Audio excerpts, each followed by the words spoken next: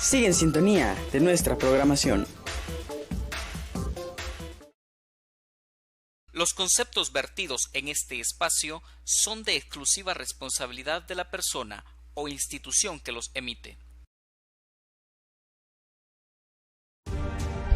Ahora empieza su programa, el show del doctor Roy Aranda. Temas sobre los efectos que tiene la separación de los niños de sus padres, traumas que afrontan los indocumentados, violencia doméstica, el porqué de la violencia en las escuelas. Llámanos en vivo al 1-888-900-2811, extensión 6, y haz tus preguntas al aire. ¡Comenzamos! Good evening, my dear Tribuna TV viewers. Buenas noches, queridos Tribuna televidentes. Esta semana lo hice correctamente.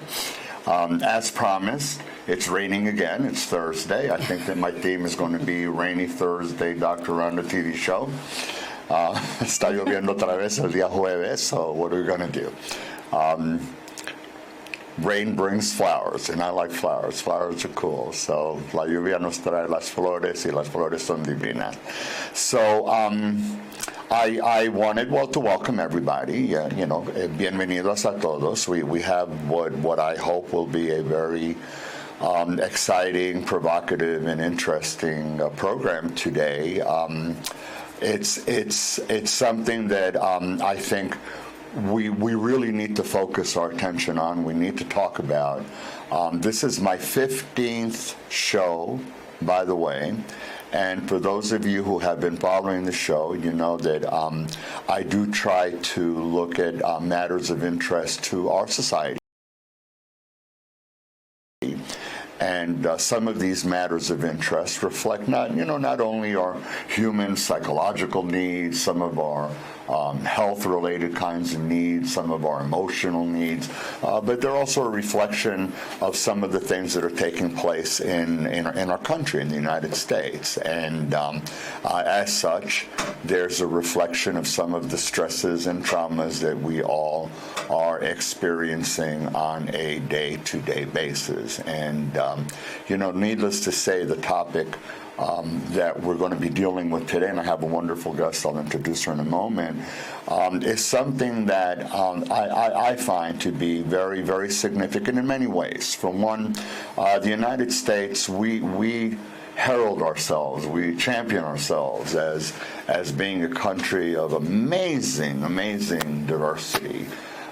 We have diversity in so many different ways, in color, in sexual orientation, in culture, in race, in our upbringing, in our backgrounds, and the types of things that we like to do in our studies and our creative abilities. And yet, that diversity is being shaken and torn out from under our feet, it would seem to me, almost on a daily basis.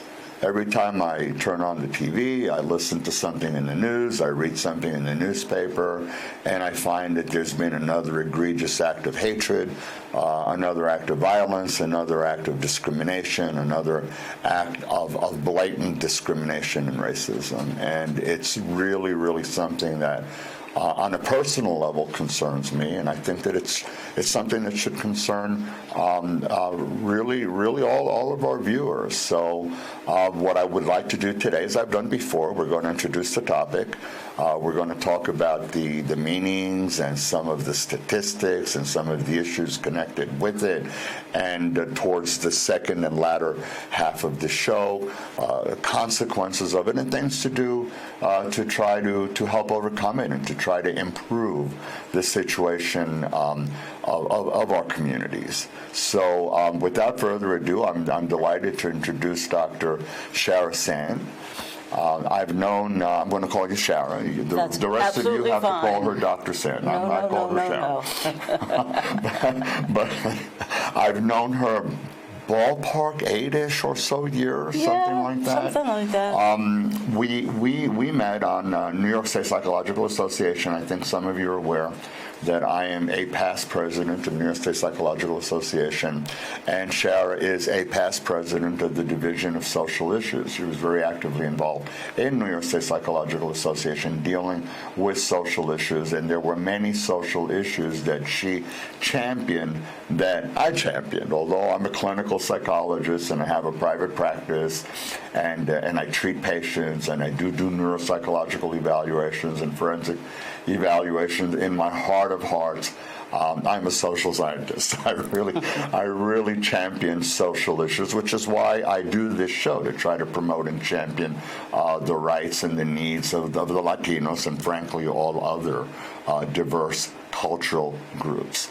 So Shara, of course, when I met her, she was very involved in the issues pertaining to torture, which was a big thing. We're not going to get into that, but that was something that we spent a fair amount of time talking about. And there were other issues, and Shara always stepped up to the plate every time I asked her to come and assist me with some sort of a presentation. So briefly, Shara is an associate professor of psychology at LaGuardia Community College.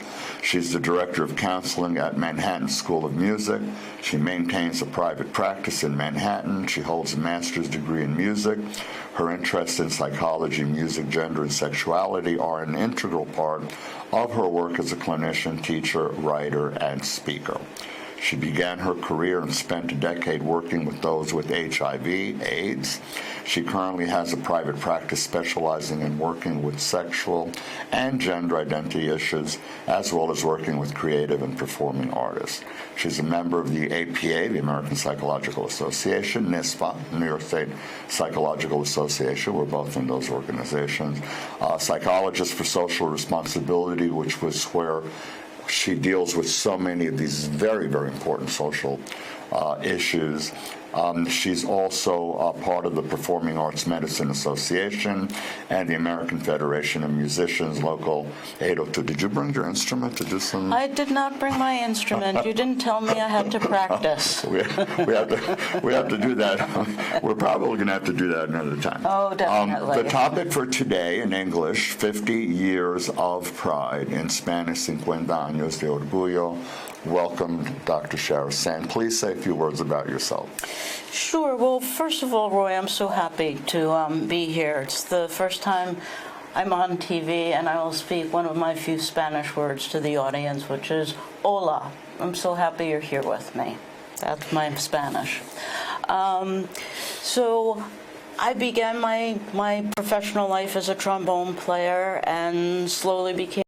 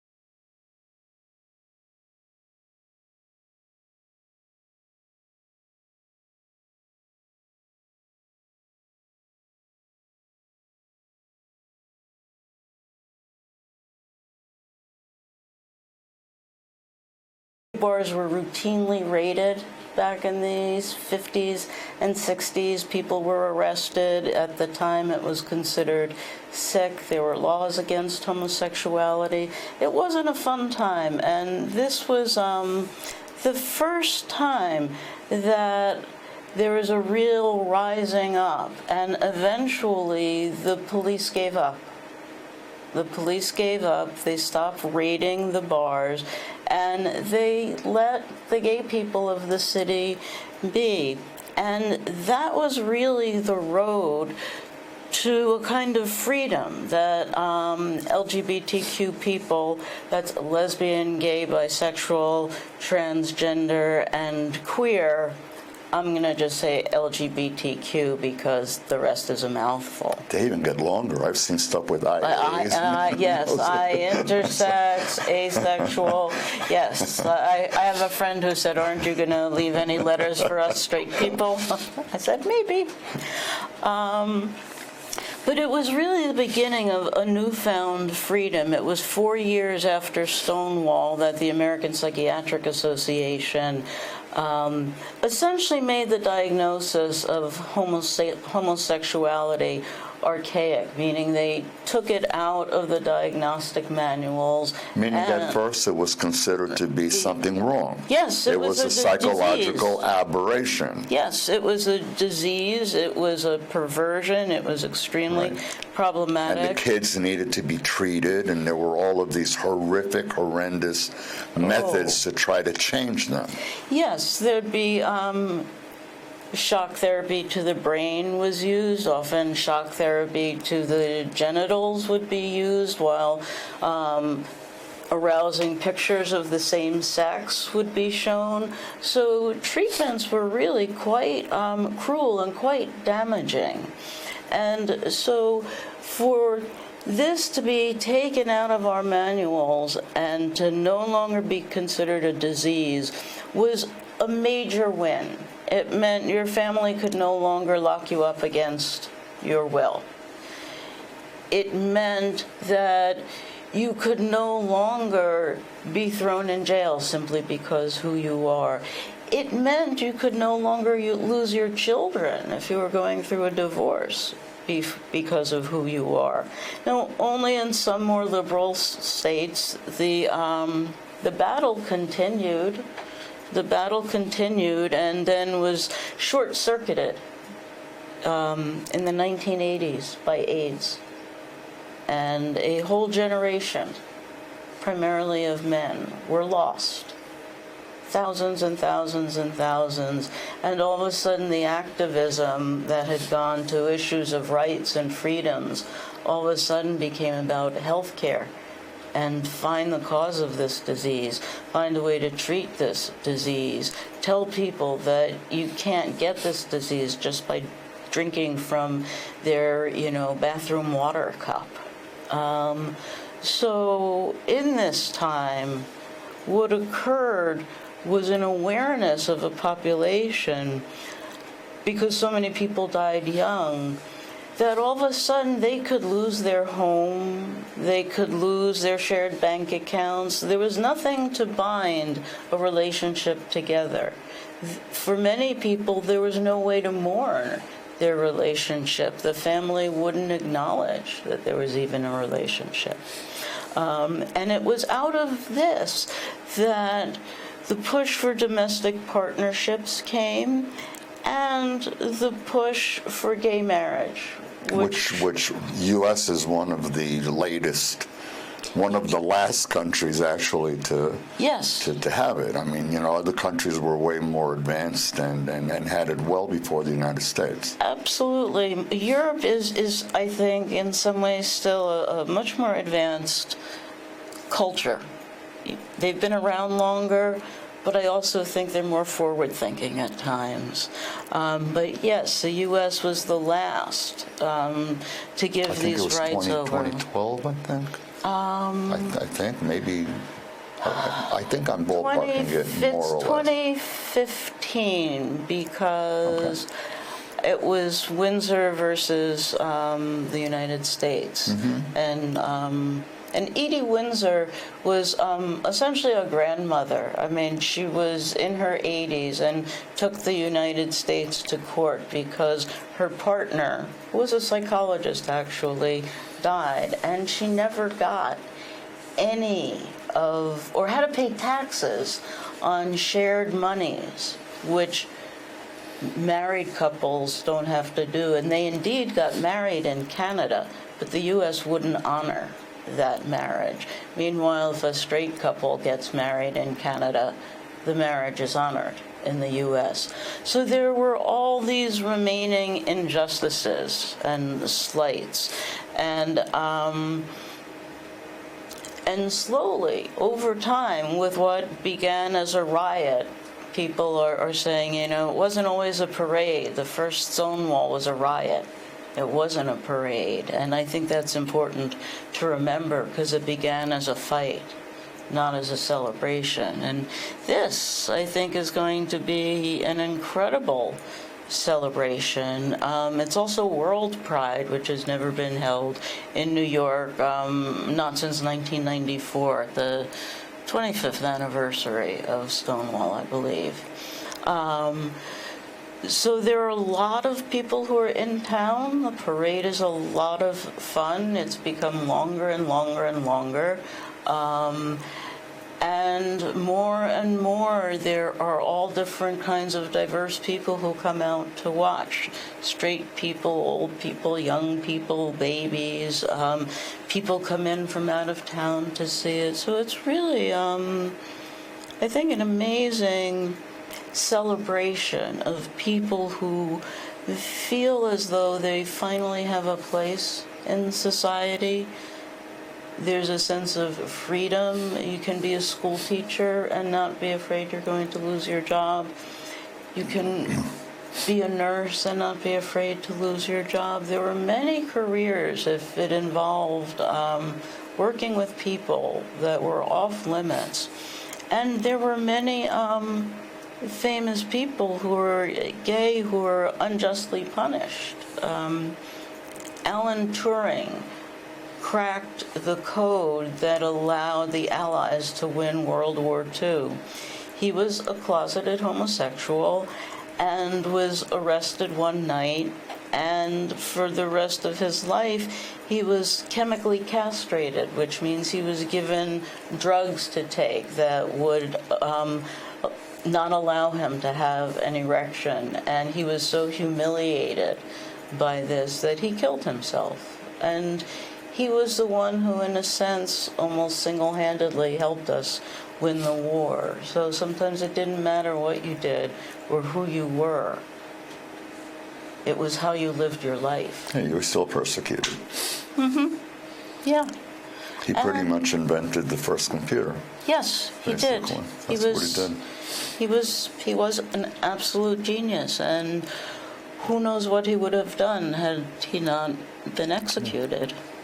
We have some slides that I'm hoping will be useful to the viewers in telling some of these, highlighting some of the things that Shara's saying, and also pointing out some of statistics and some of the issues that are concerned to LGBTQ, if you will, IA, if you like, and the rest of the alphabet. XYZ.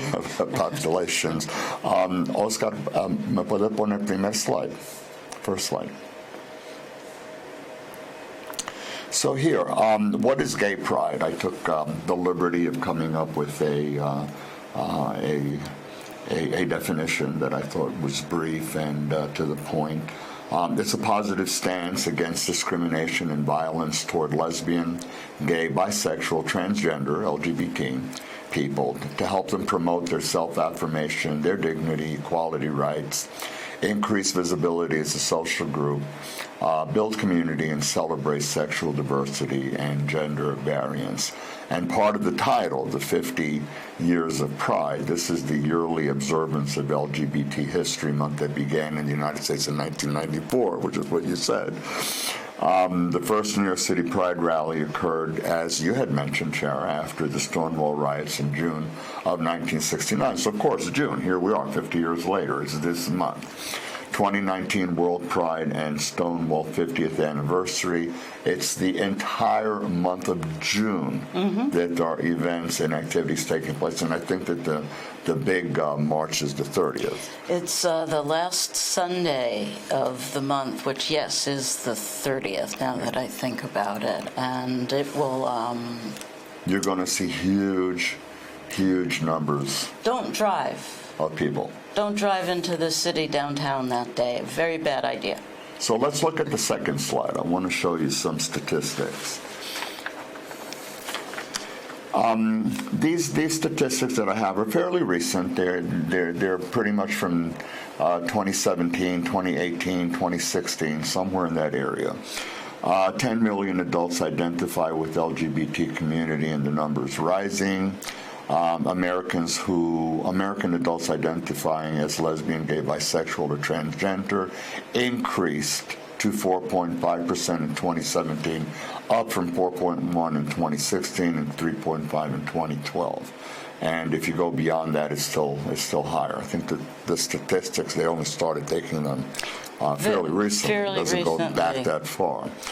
The rise in LGBT identifications mostly among millennials, lower among older generations. Approximately 5 million LGBT youth live in the United States. That's 7% of the youth population. Approximately 1.5 million LGBT adults over the age of 65.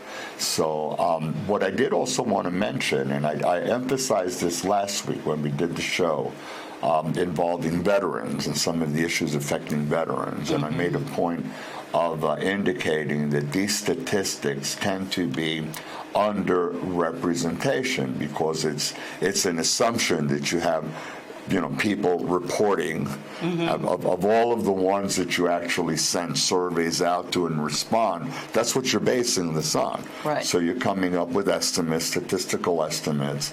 But the reality of it is, and not everybody's going to admit or own up to it, and you're getting low estimates. So I'm reasonably sure that it's fairly higher than this. I would agree with you, and also I would say in terms of the veteran population, one, there have been an enormous number of LGBTQ vets well before Don't Ask, Don't Tell.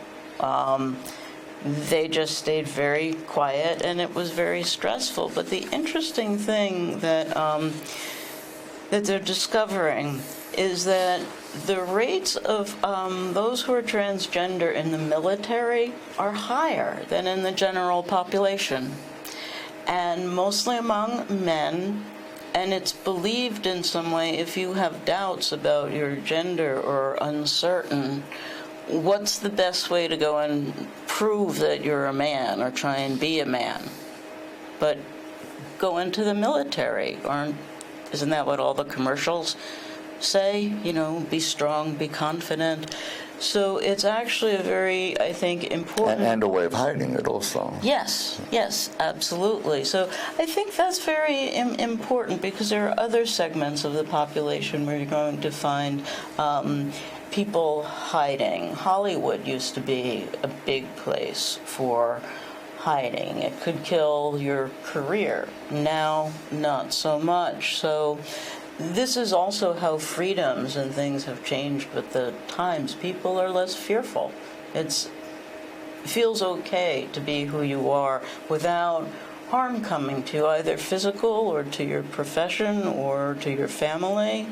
So that's an important thing to remember. Let's look at some troublesome statistics, some of the dark side, the dark statistics. La tercera, slide 3. Also, I must apologize to Sharon, to the viewers, but basically what I try to do is to compile a reasonable list for slides for a 1-hour show. But I mean, if you actually go to the internet and you read up on the literature, it's like hundreds of thousands of pages and research that just never ends. So again, this is just really a touching, a sprinkling that I'm able to offer you. But I wanted to give you a flavoring for it. 77% of teenagers report feeling depressed. 95% are having difficulty sleeping. 70% report feelings of worthlessness and hopelessness. The hopelessness, depression, and sleeping pretty much fall under possible diagnoses of something to do with the depressive disorder. 10% were threatened or injured in school. 34% were bullied in school, and significantly 28% were victims of cyberbullying, although I'd be willing to bet that that's a low estimate, because now the amount of stuff that's taking place on the social media and everything has got to be astonishingly high. And it's not that the kids are necessarily reporting it, and that the parents may not even be aware of what's going on. Mm-hmm. So again, that's, I believe, a reasonably lower estimate. 18% experienced physical dating violence. 18% were forced to have sexual intercourse. Boy, this I got a slide. Again, keep in mind, these are from surveys, so we know this from scientific studies that are surveying people. They are sending surveys, and people are responding to the surveys, and then statistical computations are being made with whatever number of valid responses they consider, and it's not necessarily incredibly huge numbers. You know, you're dealing with small samples. Mm-hmm. So reality, may be off. We may be looking at somewhat different numbers. La cuarta, por favor. Problems continuing, and there are different reasons for this. Other concerns, not feeling safe in classrooms or bathrooms. Sure, if you're identified or somebody even thinks that you look like you're gay, and maybe you're not, but they even think you are, you can be victimized. Yes. For transgender, the idea that you've got it, what bathroom do you go to? What are the laws about it? What are the kinds of discrimination you experience? Could you be attacked in the bathroom? Yeah, many transgender people make it a point to never use a public restroom. Mm-hmm. They plan their days around where they can be, where they will be safe to use the bathroom. You saw the huge numbers. We have 1 in 5 homelessness is high. ¿Puedo ponerlo otra vez? Homelessness is high. 1 in 5 adults homeless. I have a number here, 640,000 youths are homeless. I'm not sure statistically what that number is, but I did have the hard number. 1 in 4 has undergone some type of discrimination. I think that's probably a low estimate. And also depends on how you define the discrimination, because I'm pretty sure this doesn't include microaggressions, because if you include microaggressions, it's probably way higher. Yes. Microaggressions in the eye of the beholder, okay? It's how you perceive it. It's your perception of what was said to you. That's the microaggression. Right. 9% of gay couples and approximately 5% of lesbian couples over the age of 65 live in poverty.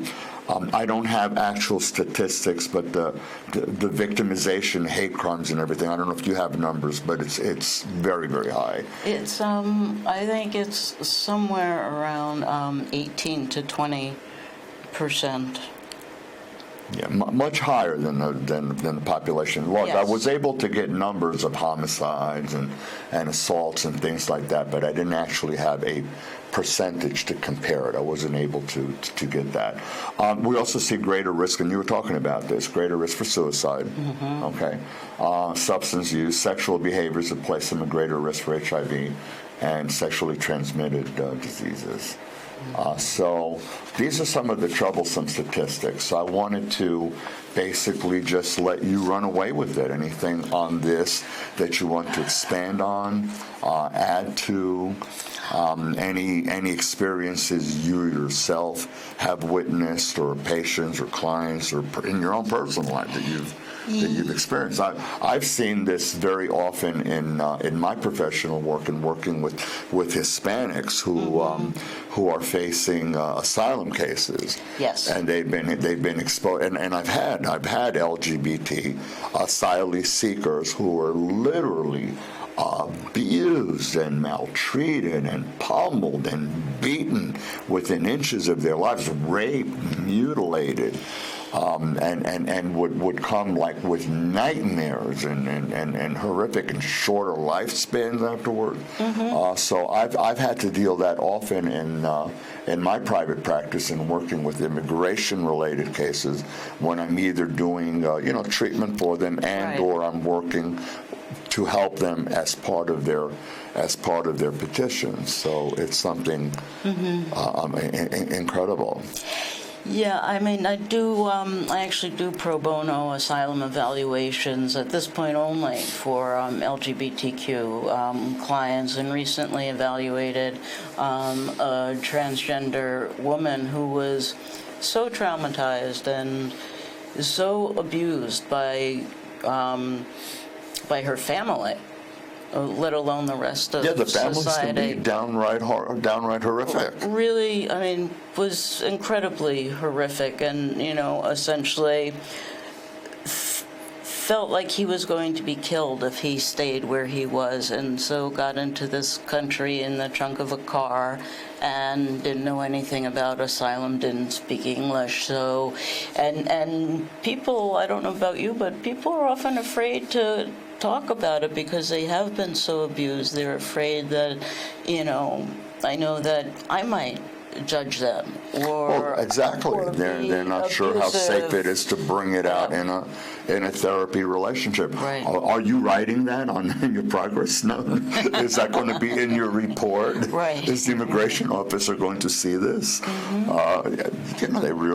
have paranoid. It's not paranoid if it's real. It's real. Well, that's just it, and people will often mistake it for paranoia, and it's like, no, these things really happened. Once something happens to you, it is real. You're not afraid of a fantasy. You're literally, I mean, for many, they're afraid for their lives. But there's so many stereotypes and prejudice and downright false beliefs, like if you touch me, I'm going to get contaminated. If you breathe on me, I'm going to catch the bug. I mean, it's so much that's there. There's a lot of fear, I think, about difference. I mean, difference in general, difference in cultures, difference in races, but uniformly in almost every single culture, LGBTQ people are not accepted. In fact, there was a survey done a few years ago in this country, and it's as if LGBTQ people are the last people it's okay to hate. Like, it's okay to say outright hateful things because, and what do the signs say? But, God hates fags. So if God hates you, well, then it's okay to hate you. I don't think it's personally a very benevolent way of thinking, but that's often it's often the case. And recently, I'm not on Facebook, but recently there was a post that a gay man wrote. How many people have ever been called faggot while, from a moving car? And every single gay man responded, oh yes, multiple times. And then I thought, wow, I've been called dyke many times from a moving car. I've had eggs thrown at me. I've had rocks thrown at me. So, it made me, obviously there are things I try and forget because it didn't occur to me until I saw this post that, yes, these things happen to me too. And who wants to believe you're a bad person just because of who you love? And I think that's the difficulty that particularly faces teenagers. It's the idea that you're too young, you don't know, you couldn't possibly be. Parents often get into a sort of, it's your fault, no, it's your fault, it's no one's fault. Most gay people were raised by straight parents. Most gay people raise straight kids. So parenting doesn't really have much to do with it. Well, we've had, I was reminded as you were talking about in terms of the parenting and to what extent they were either supportive or not. And, I recently did take I did go to see Rocket Man. I wanted to see Elton John. He's a hero of mine for a long time. I'm going to go see it too.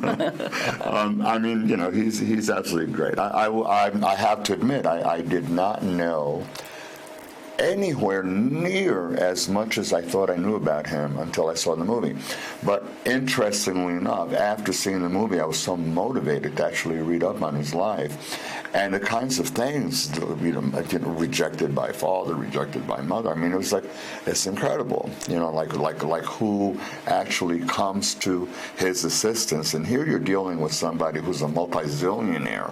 So, what about every Jane or John Doe? And he's like, what are they up against? Are people with different cultural backgrounds, different economical backgrounds or educational backgrounds.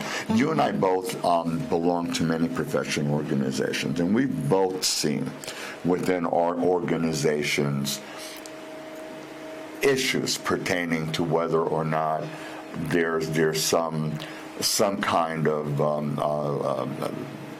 stereotype. You wonder. I mean, I don't want to take it too far, but just sort of wonder, like, what's in people's minds with some of the things they say and or comments that they make. And this is really among profession. Yeah. Schools. I've had friends who were female with accents because they were from not from the United States, telling me that they were made fun of. And I'm talking about in doctoral programs, in places of advanced learning. You, female and LGBT, technically, that's like so-called to minorities, right? Yeah. So, I mean, you must have had your battles, I'm guessing, somewhere along the line. I did. And to what extent maybe that shaped you in a positive way. It's not necessarily negative. You learn, you bounce. It's called post-traumatic growth. When you learn from something, I had discrimination as a child because of my Latino background. Right. And I feel fine for it. I feel I bounced, learned from it, and I'm that much stronger for it many years later. Yeah, I mean, there is something to be said for resilience. I think, often what children are most aware of is that for many of them, their gender doesn't quite fit. That doesn't mean you're going to be transgender, but Title IX came when I was around 11, but I was always what they called a tomboy, so I always played sports, and a time where girls didn't play sports, and the first time I was called a lesbian, I was in high school, and I didn't even know what that meant. I had to go look it up. And so those words, there were assumptions that were made. I think being a trombone player, oddly enough, there was more of an acceptance. It was easy for me to kind of be one of the guys, so I didn't get the same kind of ribbing that the women who presented in a more feminine way presented. So to me, that was sort of like flashback to the movie Philadelphia. Yes. The reverse. Yeah. Philadelphia. Hanging out in the locker, boys talk, in quotes, boys talk with the towels and smacking one another. Right. And it wasn't actually until I went to psychology school that I went into the closet, because in music school, there were a lot of people who were gay, and mostly what mattered was that you could play your instrument well. But I was also in New York in the early 80s, which was kind of a rough town. So once I left the confines of school, it was dangerous. I mean, there were times I really felt in danger, and times I remember like running to get someplace where there was more light, or I could get into a store or someplace, because I was fearful of what was going to happen. Fortunately, a lot of that stopped. It still happens every now and then, and I'm surprised, but I think the greater the acceptance that has occurred in this country, and they say the best way towards acceptance is to know someone who's gay. So I think the more that people come out, the more that their families and friends are exposed, the more accepting they can become. So that's, I think, one of the positive things, but there are still many kids who are homeless and kicked out of their homes and hustle on the streets and catch HIV and, engage in very harmful behaviors, and very few resources for them. We're gonna be focusing on things that can be done, what schools are doing or could do, what parents are doing or could do, recommendations for that, and hopefully you'll be able to give the viewers some recommendations for parents who might be worried about their children, how to be more accepting of them, or to talk to them, to know who their friends are, not necessarily to give up on them and to be all negative, but to try to be better informed, better educated, know who your kids are hanging out with, become more active, more proactive. So there's a lot of things that we're going to try to focus a little bit on it. But I did want, before we get into that, I did want to ask you, to what extent do you think that some of the current climate that we're seeing taking place over the past 2.5 years, what sort of an impact, what's happening to people? What's happening? Yeah. Is that affecting us? Are we becoming more insensitive to it, more desensitized to it, more believing that it's okay to engage in bullying kinds of behavior? So, all of these are like psychological kinds of topics. I think for some people, when bigotry or discrimination is modeled, they follow the model. But I know in my practice, it has it's created a group of activists. I'd never had so many people come into my office and cry after an election. I mean, sob, and feel scared. The trans people I work with feel scared if the president says it's okay to beat me up, or I don't deserve health care, or I don't deserve rights, then everyone else will think that. So there's a lot of fear and anxiety. Well, we've actually seen politicians threatened. Yes.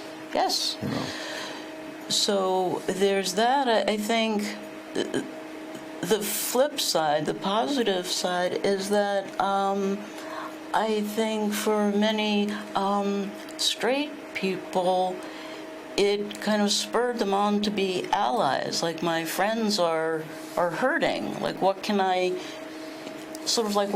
do? I can march, I can write letters, I can write my congressman, And that's a very positive thing. Yeah, and also it leaves you feeling like you're not so helpless, like you might have some power, because there are things that get turned around because thousands and thousands of people write letters. We've seen it in NISPA. We've had an impact. And thousands of people are marching, and many of them are parents, and many of them are friends who are straight.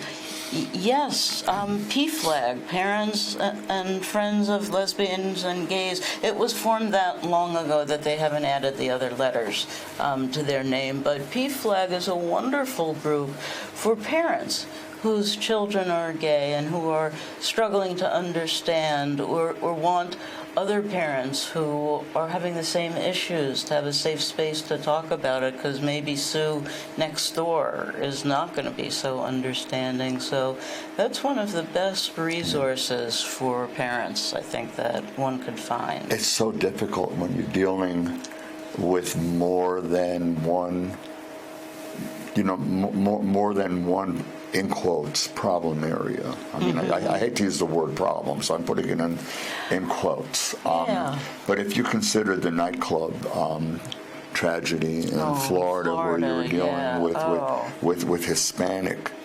gays, who were targeted. I mean, you're dealing, firstly with their being Hispanic and whatever issues that Hispanidad had in terms of coming out and speaking and seeking help, and then add to that gay. So even if they were like just English-speaking gay with their issues, here you have Hispanic gays. And I remember when I was like researching it and reading up on it and looking at it very closely, I saw that there were some programs that were offering training. There was like a weekend training, and I was thinking to myself, how can you develop sensitivity, training and awareness of how to work with Hispanic gay men and women in a weekend or something like that? I mean, where is the public? Isn't that sort of like a misinformation? Well, it would seem like misinformation and almost a little like fraudulent. I mean, but I mean, it's great to get an exposure, but it doesn't make you competent to actually treat them. Right. Well, I think, we are living in a day and age of sort of quick fixes, and, I'll watch a 3-minute YouTube video. You mean like internet telephone therapy? Yes, that. Yes, exactly. I don't think too much about that. Someone actually asked me today if I do my consultations over the phone. I was like, no, I don't. You have to come to me. So, I mean, those are, I think, very positive resources. And I do think what I often tell some of my my college-age students whose parents do have a negative reaction, to give it time, because they've kind of known they're gay for a while. So they're coming out to their parents. It's no surprise to them. But usually the parents are stunned, and some have more positive or more negative. But just about everyone I've ever worked with, eventually their parents came to the place of, I love my child more than I hate the fact that they're gay. In your experience, would it be nobler for the parent who is aware of it to be the one to initiate some sort of a conversation, or wait for it? Or at least hint at it in some way? I usually advise parents, even though I tend to not work with families, the parents I work with are seeing me as individuals, but I usually advise them to let the child come to them, because they might not actually be ready to say those words aloud to someone else. They might still be working through their own anxiety, and it's, I liken it to like, when you try and have that first conversation with your children about sex, and they're like, so I usually, say to wait. It usually happens. But it's probably still very positive and different than for the for the child who has a parent who's actively involved in his or her life and is supportive. And if you play sports, you go to the sports. You go to ballet, you do this, you take karate lessons, you go after school program. You're involved. You go to Catholic school, christenings, Judaism, whatever. You're there. You're active. You're involved with them. Yeah. You're showing them that you love them and that you're there for them. And you're them, period.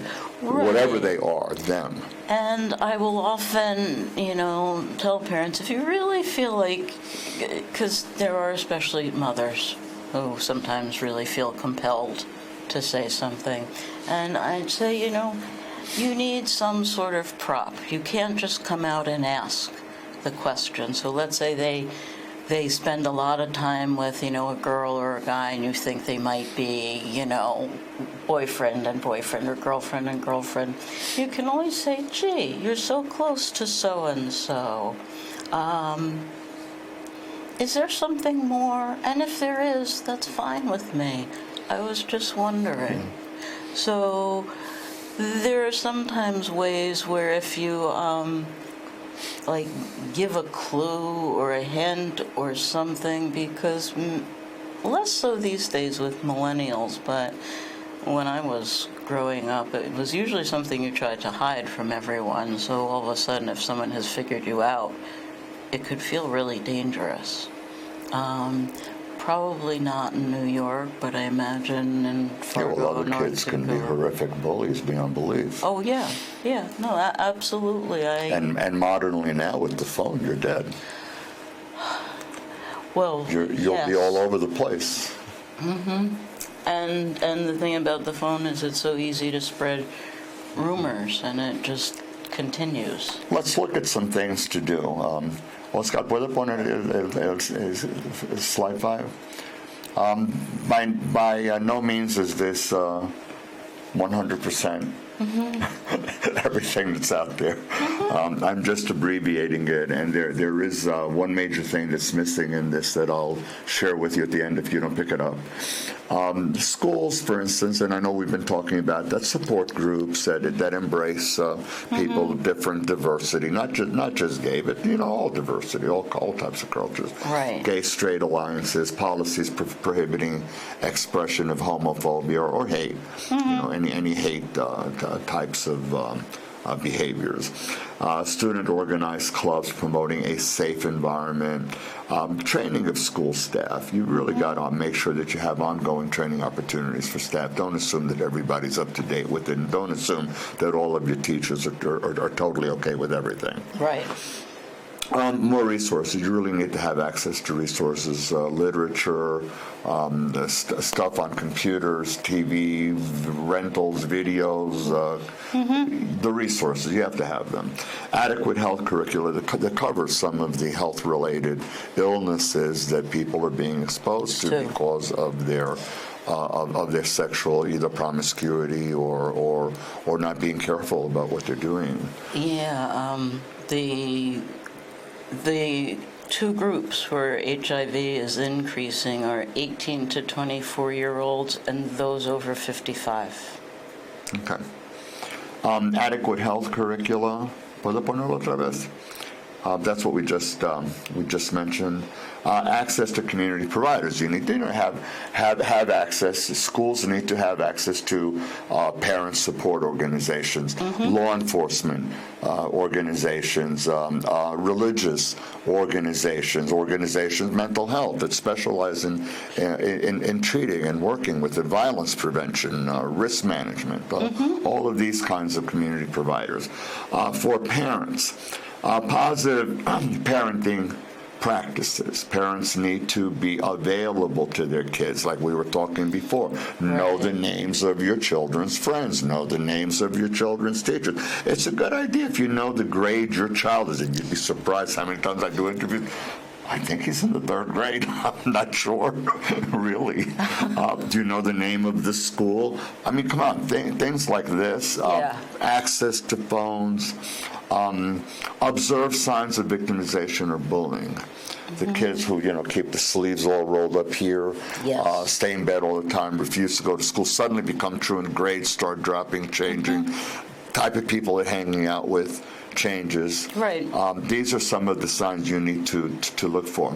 And again, proactive involvement within the school, community, and other kinds of resources that I was talking about.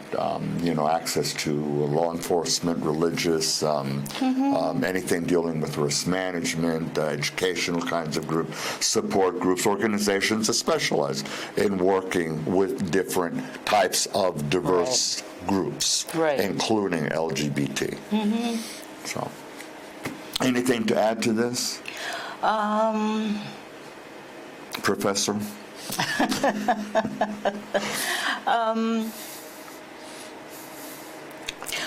I think what schools also need to do is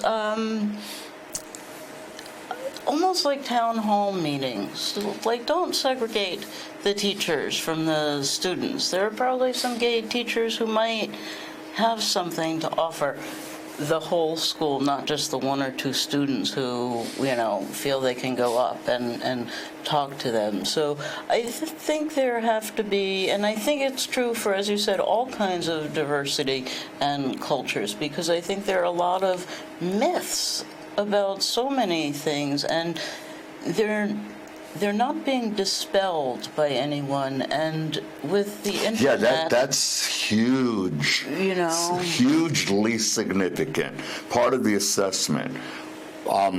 Statistics, nature of the problem, and definitely what are some of the erroneous beliefs about it. And then interventions, and then you try to do a feedback loop. So hopefully you find out, did the intervention work, and if so, how, and if not, why not? Sometimes an intervention doesn't work not because it's ineffective, but it's not used properly. I teach relaxation therapy exercises to my patients, and then I ask them how to go. Well, I only did it one time. Well, one time isn't going to get you into driving a car when you have a driving phobia. Right. You need to do it a little bit more often. We have about 2 to 3 minutes left. I'm going to steal a minute. Go for I'm looking at Oscar. I'm going to steal a minute.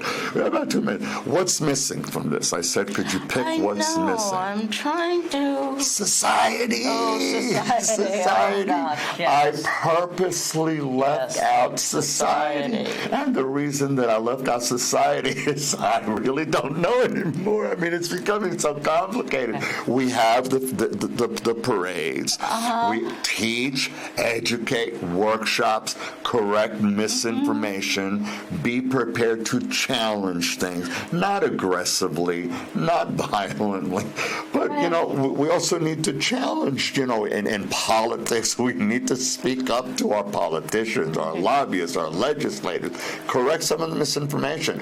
I mean, I'm thrilled when I see and hear some of the things that Mayor Pete, God bless him, says. And I really wish and hope that other people, including our people of color who are running, this is important. But all of us needs to come together and educate and talk and correct and be outspoken and watch, watch. You know that thing, see something, say something. Most of us see something, we say nothing. Right. So it's time to really see something and actually do something. Well, and that's when it comes to society. It's really about being an ally, meaning if you see, someone being harassed by, someone on the subway, get up and say something. I'm 5'2". I'm not very imposing, but I would nudge the guy next to me and say, we can't let this happen. People have become very afraid, so the idea is that it's just like... You can't become complacent and apathy. Yeah, it's like, that's a racist joke. I don't find that funny. I thought a long time ago that the Statue of Liberty really was blindfolded, so I think it's about time to unblindfold the Statue of Liberty. We could try that. We could certainly try that, but and I think things need to be reinforced. I'm not a behaviorist, but things like one-off trainings don't do it. You've got to repeat. Social media, correct the social media when it's incorrect. So at any rate, what I wanted to very much to thank Dr. Shara for being here. Oh, well, thank you for having me. She's like one of the foremost experts that I know in this area, and you taught me 2015 instead of 2012. Although I confess, I did read it, but then I confused the date. I could be wrong. I confused the date, like at 2012. But I did know that U.S. is very late in the game. Yes, yes, we were. That I'm aware. But really, for the viewers, for parents and all that, for the families, I hope that the message that you get is not only that, you need to be sensitive to the needs of LGBT. You need to be sensitive to the needs of everybody. Mm-hmm. We're all diverse. We're not all cut from the same cloth. And that's what makes us wonderful. And we need to really be aware of this and do something, be more active and try to promote it and champion it if we want our diversity to count and we don't want to have our rights chipped away every single day more and more, as I fear is happening. I want to thank the viewers for being present. Oscar, who as usual is doing a wonderful job with the slides and with the technological aspects of the show.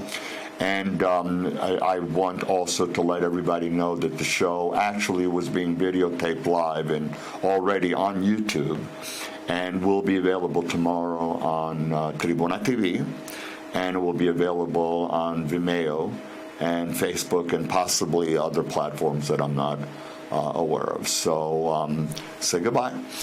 Bye. So Thank you so buenas much. noches a todos. Thank you, everybody, and please be safe out there. Adios.